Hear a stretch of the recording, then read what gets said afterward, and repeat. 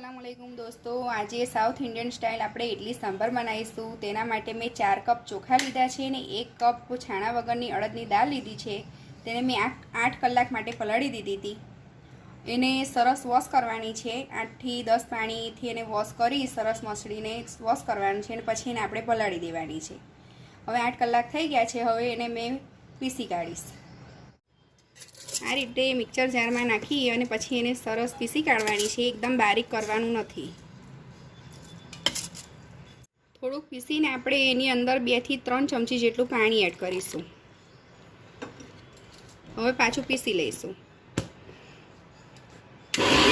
આપણું બેટર તૈયાર થઈ ગયું છે, પીસાઈ ગયું છે। હવે એને આ રીતનું રાખવાનું છે। બહુ કકરું નહીં ને બહુ ઝીણું નહીં, એકદમ બારીક નથી કરી નાખવાનું આપણે, એનું ખાસ ધ્યાન આપવું। બધા દાળ ચોખા પીસાઈ ગયા છે। આપણું બેટર તૈયાર થઈ ગયું છે। હવે એને એની ઉપર ઓઢણી બાંધી દઈશું અને એને તાપમાં મૂકી દઈશું, જેનાથી એ સરસ ફૂલી જશે। 4 થી 5 કલાક સુધી આપણે એને રહેવા દેવાનું છે તાપમાં। આ રીતે પાતળી ઓઢણી બાંધી દેવાની છે અને તાપમાં મૂકી દેવાનું છે એને। આપણે ખીરાને મૂકીએ 4 થી 5 કલાક થઈ ગયા છે અને એને આપણે જે ઓઢણી બાંધી રીતે છોડી નાખી છે, જો તમે દેખી શકો છો ખૂબ સરસ ફૂલી ગયું છે। હવે આપણે એની ઇડલી બનાવીશું। એની અંદર આપણે મીઠું નાખીશું। 1 ચમચી આપણે મીઠું અંદર એડ કરીશું અને થોડુંક પાણી નાખીને એને હલાવી દઈશું। એને સરસ રીતે હલાવી દેવાનું છે। હવે આપણે ઇડલી બનાવીશું। તેની અંદર આપણે નાખીશું ખીરાની અંદર અડધી ચમચી સોડા અને એને સરસ રીતે ફેટી લઈશું।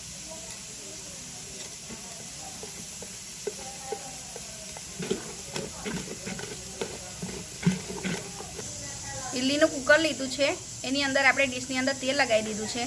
એની અંદર આપણે ખીરું નાખીશું।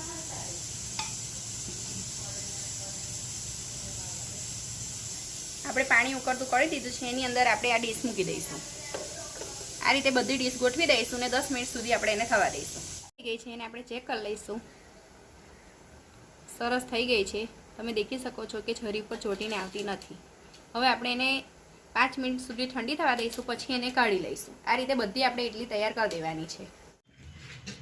આપણે સાંભાર બનાવવા માટે દાળ બફાતી કરવાની છે। તેના માટે મેં હળદર મૂકી દીધું છે, 3 ગ્લાસ પાણી નાખ્યું છે અને એની અંદર આપણે 2 કપ દાળ એડ કરીશું।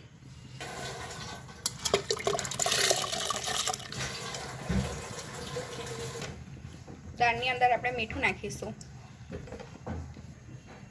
હળદર નાખીશું। એક વિસલ વાગે એટલે આપણે ગેસને ધીરા તાપે 10 મિનિટ સુધી આપણે દાળને થવા દઈશું। દાળ બનાવવા માટે આપણે આ શાકભાજી લીધા છે। તેની અંદર મેં 2 સરગવાની સિંગને કટ કરી નાખી છે। એક મીડિયમ સાઈઝનો બટાકાને નાનો કાપી કાઢ્યો છે। એક નાની સાઈઝની ડુંગળી લીધી છે, તેને આ રીતે કાપી કાઢી છે ઊભી। એક મીડિયમ સાઈઝનું રીંગણને કટ કરી નાખ્યું છે। ટીંડોળા લીધા છે, તેને આવી રીતે સમારી દીધા છે અને 2 ટામેટાને આ રીતે સમારી દીધા છે। હવે બધું શાકભાજી આપણે દાળની અંદર એડ કરી દઈશું।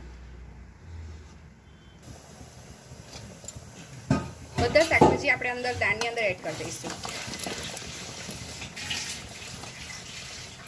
અને એને આપણે 10 મિનિટ સુધી થવા દઈશું।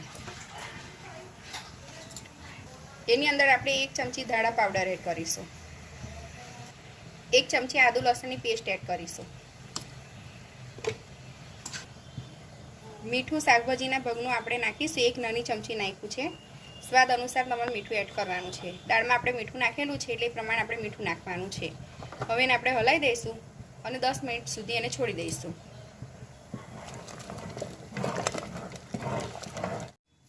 આપણી દાળ તૈયાર થઈ ગઈ છે।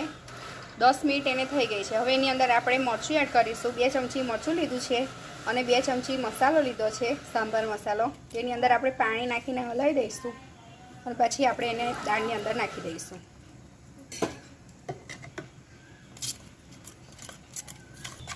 અંદર પાણી નાખીને હલાવવાથી પાણી નાખીને અંદર આપણે મરચું નાખીએ તો અંદર ગઠ્ઠા નથી વળી જતા।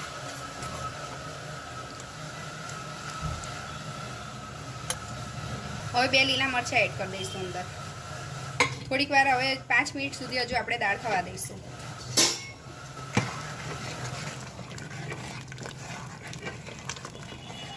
હવે આપણે દાળનો વઘાર કરીશું. તેના માટે મેં 2 લાલ મરચાં લીધા છે, 1 ચમચી જીરું લીધું છે, 1 ચમચી રાઈ લીધી છે અને અડધી ચમચી આપણે મેથીના દાણા લીધા છે.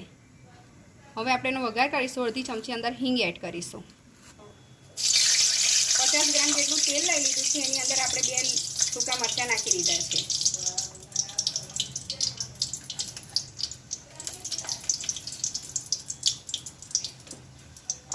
હવે એની અંદર આપણે આ બધું મસાલો નાખી દઈશું. સરસ તતડી જાય એટલે અંદર આપણે નાખીશું એની અંદર કઢી પત્તા. એટલે આપણે કઢી પત્તા લીધા છે અને હિંગ લીધી છે. હજી ચમચી જેટલું ત્યાં અંદર એડ કરી દઈશું.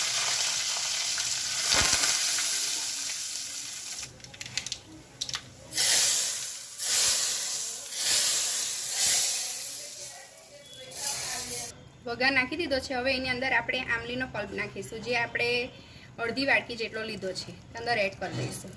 એનાથી એનો ટેસ્ટ ખૂબ જ સરસ લાગે છે. હવે આપણી દાળ બિલકુલ તૈયાર થઈ ગઈ છે. હવે આપણે એને સર્વ કરીશું.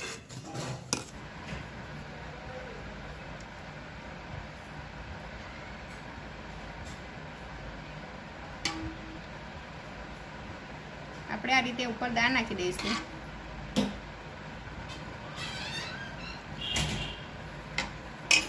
ખૂબ જ સરસ લાગે છે આપણી ઇડલી સાંભાર.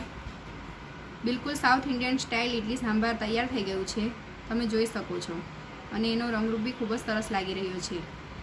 એકવાર જરૂરથી ટ્રાય કરજો, દોસ્તોમાં જરૂરથી શેર કરજો અને તમને અમારી રેસીપી કેવી લાગી તે કોમેન્ટમાં લખજો અને સબસ્ક્રાઈબ કરવાનું ભૂલશો નહીં. નવી રેસીપી સાથે ફરી મળીશું. અલ્લાહ હાફિઝ.